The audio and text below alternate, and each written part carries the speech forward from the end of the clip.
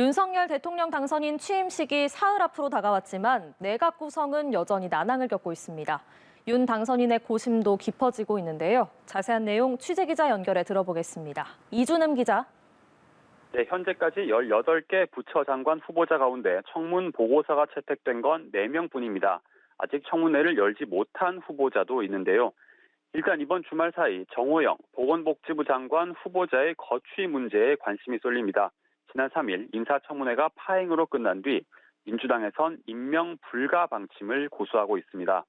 이른바 아빠 찬스 논란 속에 국민의힘 지도부도 국민 눈높이에 맞지 않다며 지명 철회를 윤석열 당선인에 요청하며 선을 긋는 모습을 보였습니다. 여기에 민주당이 잔뜩 벼르고 있는 한동훈 법무부 장관 후보자 청문회가 이틀 앞으로 다가왔고 국회 동의가 필수인 국무총리 인준도 여전히 험로를 걷고 있는 만큼 윤 당선인의 고심이 깊어질 수밖에 없는 상황입니다. 일단 윤 당선인 측은 새 정부의 총리는 한 후보자뿐이라며 배수진을 쳤습니다. 추경호 경제부총리의 대행 체제까지 염두에 두며 총리 없는 내각 출범도 불사하겠다는 입장인데요. 여야 강대강 청문 전국 대치 속에 이 지방선거를 앞두고 신경전이 더 거세지면서 합의점을 찾기 쉽지 않을 것으로 보입니다. 네, 이런 가운데 민주당이 인천 계양을 국회의원 보궐선거에 전략 공천하겠다고 밝힌 이재명 상임고문이 오늘 공식 입장을 내놨다고요? 네, 오전 9시쯤 자신의 SNS에 무한 책임지겠다는 제목의 글을 올렸습니다. 인천 계양을 출마를 수락하겠다는 첫 공식 입장입니다. 당의 결정을 전적으로 따르겠다, 또 국민의 집단 지성을 믿고 민심의 바다에 자신을 던지겠다는 각오를 밝혔는데요. 힘겨운 선거에 나선 민주당 후보들과 함께 혼신의 힘을 다해 이기겠다고 강조했습니다.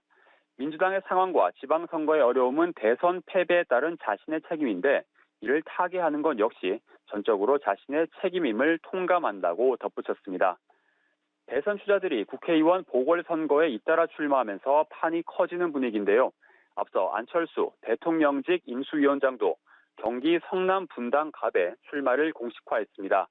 새 정부 출범 뒤 개혁 동력을 위해선 이번 선거에서 이기는 게 중요하다며 수도권 승리를 위해 몸을 던지겠다고 밝혔는데요.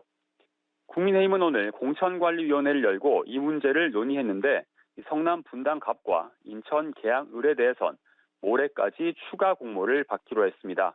안 위원장에게 접수 기회를 주기 위한 절차로 오는 10일 면접을 거쳐서 전략 공천 여부를 결정하겠다는 입장입니다. 일각에선 이재명, 안철수 두 사람의 행보에 대해 각각 수사를 피하기 위한 방탄용 출마다, 또 실제 정치적 연고지가 아니어서 명분이 약하다, 이런 지적도 만만치 않게 나오고 있습니다.